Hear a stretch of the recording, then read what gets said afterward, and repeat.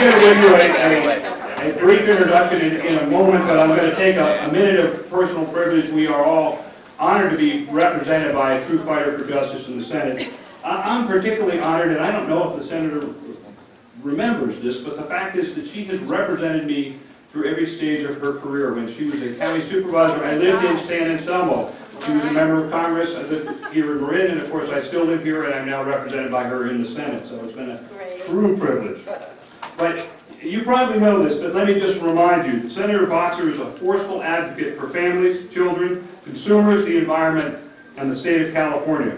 Barbara Boxer became a United States Senator in January of 1993 after 10 years of service in the House of Representatives. Elected to her third term in 2004, she received more than 6.9 million votes, the highest total for any Senate candidate in American history.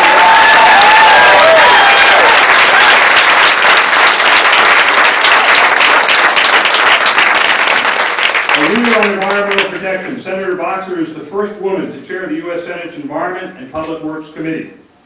On the committee, she advocates forcefully for clean air and water and the fight against global warming. In addition, Senator Boxer also serves on the Senate Foreign Relations Committee and Commerce Committee, is the Democratic Chief Deputy Whip, and serves on the Democratic Policy Committee on Oversight and Investigations. I'm exhausted just reading the list. She's been married to Stuart Boxer for 45 years, has 2 children, a daughter-in-law, and 2 grandsons. Ladies and gentlemen, once again, Senator Boxer.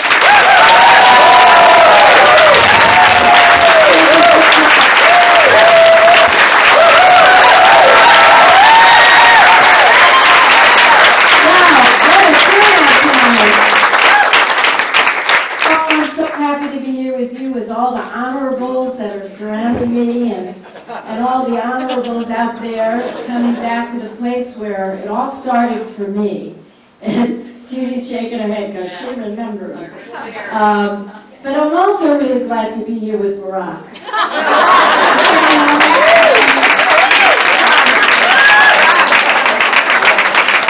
He's my buddy.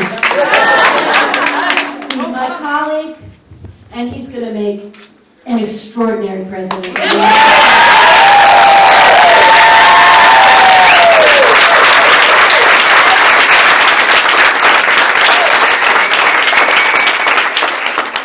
This is a momentous election, and we're facing momentous problems.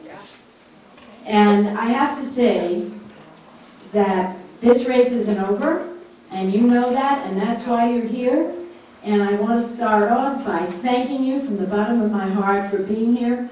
We are so fortunate to live where we live, in a state that gets it, in a state that understands, in a state that has the values right. We value work, we value working families, we value equal justice. That's why we're going to vote no on Prop 8.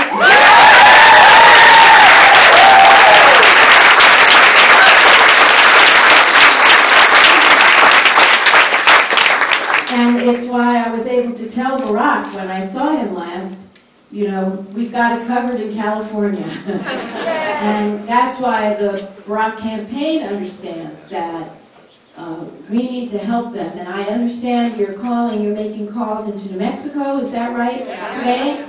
And you've got the call sheets here. You know, New Mexico, that's our neighbor. They are such a swing state. And I have to say, you know, like all of us in this room, I know we're all fanatic about this race. I know, you know, Stu's got to the point where he says, if you tell me one more poll number, I'm going to go crazy. Here's a poll with this, and here's a poll with that, but this poll says, and he said, can't take it anymore. Larry David wrote a little piece, I don't know how many of you saw it, he's one of my favorite comedians, and he says, he cannot talk to anybody that doesn't agree with him. He cannot watch television.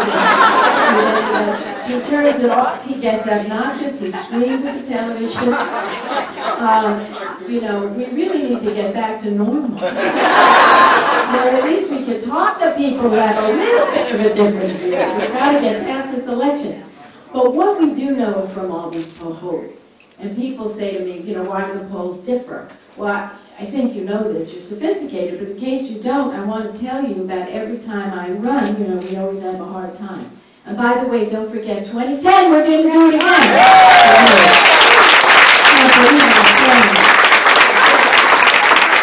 But the thing about me is I can't leave my country until it's on the right track, you know, and being the chairman of the Environment and Public Works Committee, being in a position to make sure we're launching the energy independence policy that Barack is going to bring us, and I'll be in that seat helping to fight global warming. I also have the public works side, which is infrastructure, which is what we need to invest in now to get out of this terrible recession we're in, to make sure it doesn't get deeper, deeper, deeper.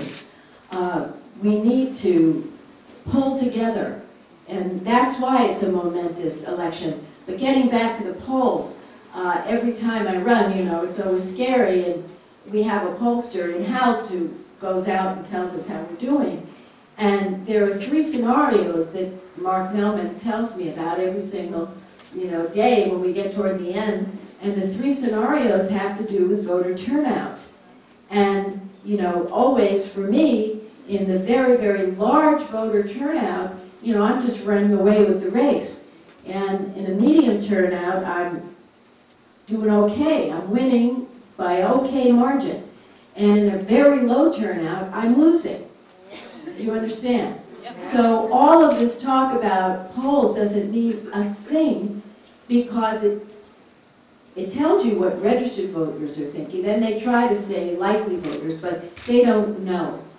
So the young people have it in their hands, and when you call into New Mexico as a young voter, I mean, the pitch is pretty obvious. It's definitely their future. And, you know, it doesn't do any good to go to rallies and cheer, or go to even campaign headquarters and cheer. Gotta cast that vote. It's a precious, precious right.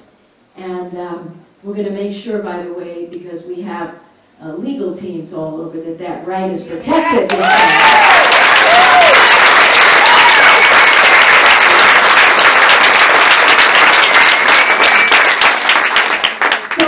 They told me that you wanted to ask me some questions, and I figured as much. It's Marin. So I have some time, and instead of just yik-yakking more and more, I'll close this portion by telling you that, you know, it's a nostalgic time for me to come back. It's where everything did start for me. You had the faith in me, you saw something in me, you stuck with me, and the rest of the state said, "Who is she again? What's her name?" And it's just, you know, made my life everything I wanted to be. And I know Stu's here somewhere. Where is he? In the back, of course. There's Stu. 46 years married. 46 years married. You know, when I first ran for Congress, he said, "Well, how long do you think you're going to do this thing?" I said, "Oh, I don't think more than 2 terms. That would be 4 years, honey." He said, "Okay, I'll be behind you. 4 years is good." Oh my God, that was 1982, and was good. So then when I ran for the Senate, we both said, "Well, we don't have to worry. We're never going to win this one. You know, it's going to be impossible." We're running against Leo McCarthy, may he rest in peace. You know, he had 55% of the polls, and I was an asterisk. And Stu said, "Well, you go for it. We'll have a good time, you know, and you're not going to win." And I said, "You're right, but we'll just go for the gold, and we'll tell it like it is, and it'll be a great way, and then I'll come home, it'll be great." And you guys saw it differently, and off we went to the Senate. So I want to thank you for that, and I'll open it up to any questions you may have. Thank you. Yes? In case Barack Obama does win, would you please... In case he wins. Can we be a little bit more positive than that?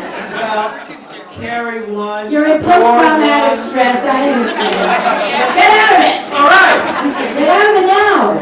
We don't want to call on the phone and say, "No, we want you to vote in case he wins."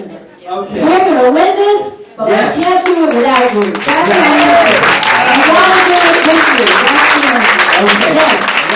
Go ahead. With Obama winning the presidency, do you think you could push him hard enough so that he solves the medical problem by just doing Medicare for all instead of playing around with these silly games that Well, let's talk to him about it. Barack has a plan, and I like it. I like it because what it does is I'll tell you why I like it. I know some people want one single payer plan, but I want to tell you something about Barack's plan. A lot of people are happy with their health care plans. I'm really happy with mine, for example. I don't know, but it's up to you. And so what Barack does, he opens up my plan, and our plan, to everybody. So in essence, I think my plan is better than Medicare. It's way better than Medicare. And so I think you should let Barack pursue, what he's pursuing. Let's get him elected first, then we'll argue.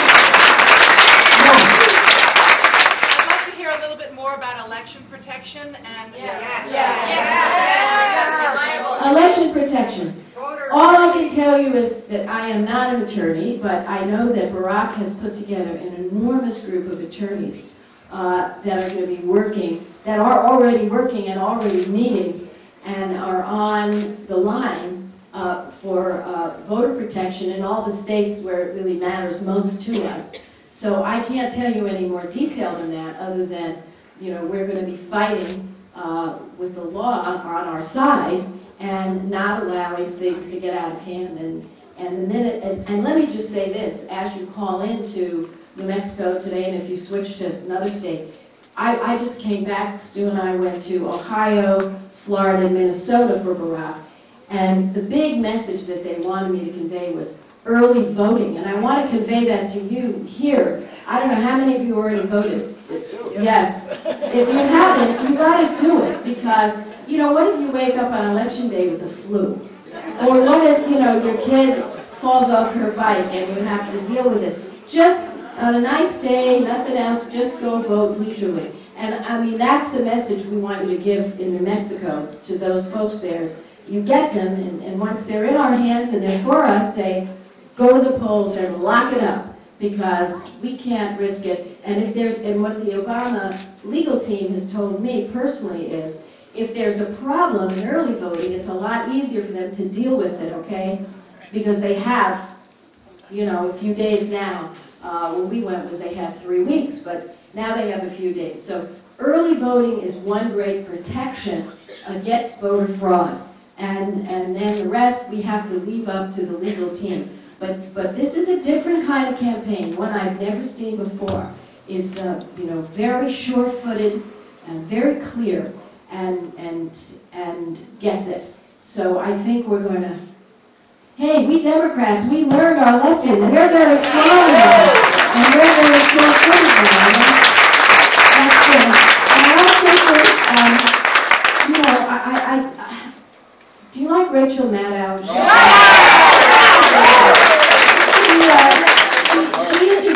Tonight she interviews Barack, but I saw a little preview of it. And it's very interesting because she said to Barack, she said, don't you think the Republicans have always been on the wrong side of the big issues and so on and so forth? Well, Barack could have said, yeah, they were wrong on Medicare, Social Security. He didn't take that path.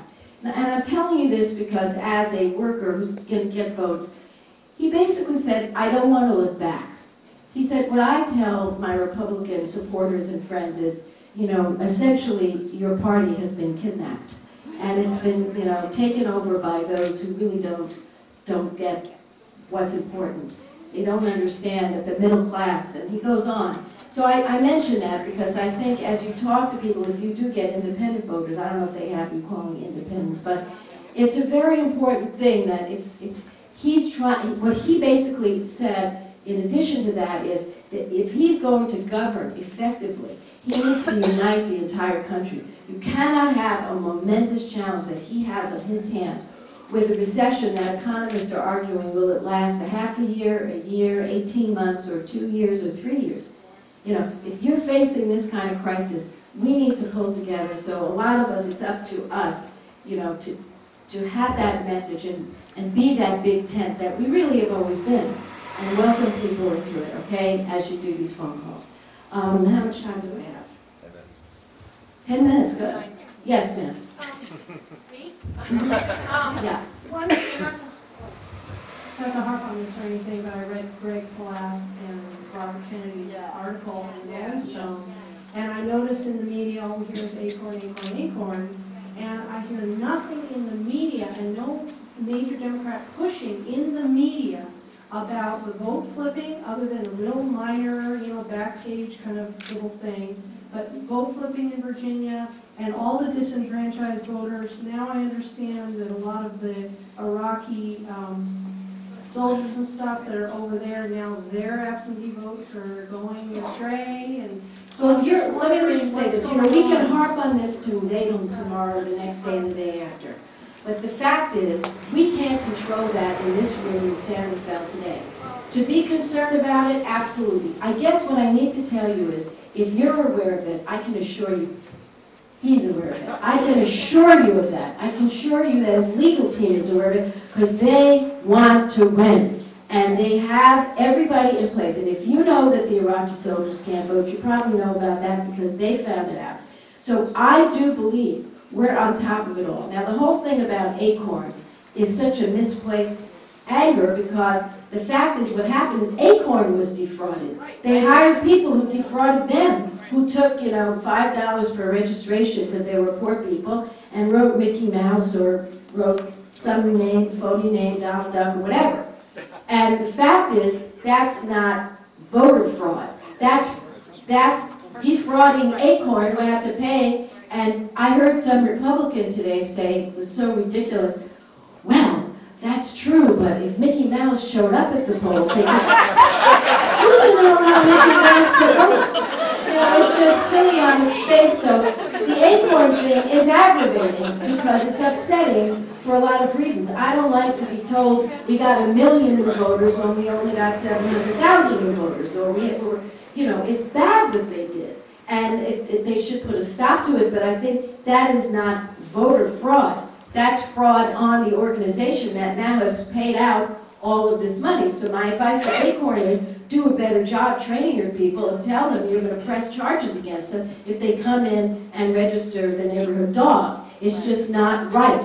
And but it is not. It doesn't mean it's voter fraud. So your point is well taken, but we can harp on this every day. I'd rather harp on what you're going to tell the people in Mexico. Because I think and I believe that Barack Obama's legal team is set up just for these purposes. So don't panic about it. But I would say if you think you know something they don't know, make sure they know. And there are so many ways to communicate with them. I think that's key. If you're worried because you're saying, my God, maybe they don't know about this, I would communicate that to them. Tell me. Yes. They can tell me. There you go. What's your name? Chip Robertson. Chip Robertson. Tell Chip and he'll get that information forward. Yeah. Yes. You started off by talking about values, getting the values right. I was wondering, what's the most important value to you personally? And how does it relate to empathy? Because Barack has said that empathy is the most important value to him. So for you personally, what's the most important? Well, as I was growing up, the ethic that I grew up with is to be compassionate to people. And I mean, my mother taught me that at a very early age. And to be kind and to put yourself into their shoes. And to me, that's why I'm a Democrat, because we've always been the party of fairness. We've been the party of hope and opportunity. And that's what led me in that direction. I think that is crucial. And that's why when we see what is happening to working people, not Joe the plumber, who is really Sam the non-plumber, but when we see what's happening to people and the callousness, of a John McCain, which comes right across, you know why it's time that we need someone like Barack, who is doing the right thing, and also that will mean, I think, prosperity for our nation, because when we do reach out and everybody feels they're treated fairly and everybody feels they have a chance, it just makes us such a better country. And I think Bill Clinton, how many of you saw Bill Clinton? I thought it was just terrific. When he put families first, and we had a tax code that was fair to the middle class, and those in the upper incomes paid a little more, even though that's what was going on, there were more millionaires and billionaires created in that particular time when the middle class was doing better. So it's a question of fairness, has rewards for everybody, and justice. Yes, sir. I know that we live in a bubble here in Northern California, in California at all. But I just don't really understand why it's even close. I mean, the man is such an incredible guy, and as you said, McCain just comes right through, and then there's Sarah Palin. I don't understand. What is it about the country? Maybe I'm old-fashioned, but I want a vice president who thinks, not one who winks.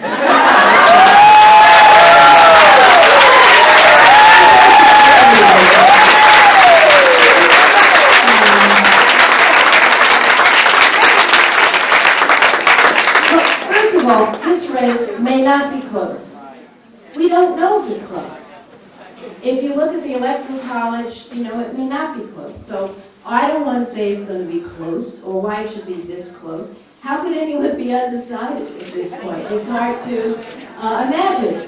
But that's the way it is. I would say only, look at the last election. Who would have ever thought we would have lost that election? I mean, it just,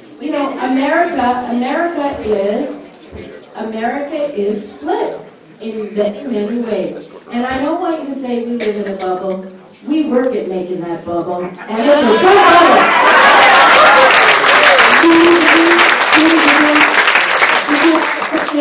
Did you have a question? Okay, I'll take one last question. Yes, sir. Get rid of subsidies on cotton and corn and some of these water-intensive things like cotton down in Southern California that we subsidize. All these agricultural subsidies that make rich farmers richer. Can you get rid of those? It's complicated. But we certainly have to put a price on carbon by setting up a cap and trade system that has a cap on carbon. And then all of these products that are produced in such an energy-intensive way will become very expensive because you're going to have to buy a permit to pollute carbon. So I think once we have the cap and trade system, where a price will be placed on carbon via the private sector through the system, I think you're going to see a lot of these energy inefficient technologies go away, and the more efficient technologies come forward better than just attacking them head on. I think that's the best way. I promised you, so sir, yes. Yeah, I know that global warming has become a signature issue for you. I thought Yes. you and Bernie Sanders put out a great bill, co-sponsored a great bill. My question is this: suppose we get close to 60 in the Senate, but we don't quite get there. Do you think you can get some form of that bill passed? You and Bernie It's a great and Rob question. working together? Did you guys hear the question? The question is, do I think if we get close to 60, will we be able to get a good global warming bill through the Senate? I'm very optimistic, because if we get close to 60, I think, we'll lose a couple on our side. Let's face it. It becomes a regional battle, this whole global warming fight. But we will pick up some on the other side. And remember, if things work out the way we want, and President Obama is there, he is going to want to move forward. And here's the leverage we have. And this is sort of interesting. The Environmental Protection Agency has the power to do a lot of command and control regarding carbon, because the Supreme Court, in an amazing decision, 5-4, good Lord, said that the Clean Air Act covers carbon, and that the administration, this one, that never did anything, and everything they did was negative, had the obligation to step up and control carbon. Now, if the EPA does this, it's pretty heavy-handed, the things that they will do. And so I think the leverage Barack will have, and knocking on wood, taking nothing for granted, but feeling good, the leverage he has is his EPA will be required to take some very strong approaches. See, a lot of people don't know this because the court has essentially ordered them to do it. So that's leverage, and a lot of our folks that live in some of these areas that don't want to do this are going to realize that if we don't do it in a way that gives them some incentives, which we will do to find clean technologies, and it will be good, and funds for energy efficiency and so on, the EPA may have to take some steps that they won't like very much. So I do think It will be a new day. Now, the difference between Barack and McCain can't be overstated, because I can tell you, having worked with both of them, McCain talks a good game on global warming, but he only does it for one reason. He loves nuclear power. That's it. And he wants to build dozens and dozens and hundreds of nuclear power plants before we really know the safe way to dispose of the waste. Barack's position is far more nuanced. He says nuclear will have to be part of it, but we also have to solve the waste problem. So in my view, if McCain is president, you'll have nuclear power and that's it. You won't have the array of power that Barack envisions, which is a very, very broad mix, while we find a solution to the waste. And I think that's a very interesting distinction. So you should keep that in mind. This isn't something you're going to talk that much to voters. It's deep information. But I think it's important for you to know. And for the people who clap because they love nuclear power, I will tell you with McCain, seriously, he is very passionate about it. That's his answer to this. And Barack has a far more balanced plan for global warming. Let me close. I've got to go. I have an event actually, and I have to go to. Can you imagine a fundraiser for myself? This is so cool. I'd rather do anything, but at least a party is a nice thing to do. So I'm going to go off and do that. But I just want to say, we can't let up for 1 second, as Barack says, not for a moment, not for a heartbeat, because it means nothing until those votes are cast. And again, on these phone calls, really encourage the people. Now find out if there's early voting in Mexico. I don't know if there is. Yeah, there is. That's what we're telling you. All right, so you have the message. You're way ahead of me. Listen, so I'll just finish up by saying it's great to see all of you, my friends that I grew up in politics with. Sue and I are really happy to be here. And we'll meet again soon. And victory!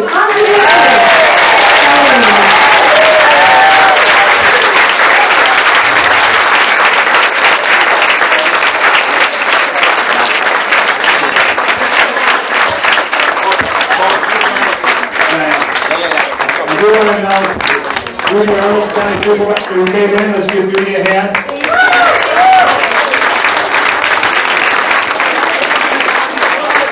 Mr. Senator is making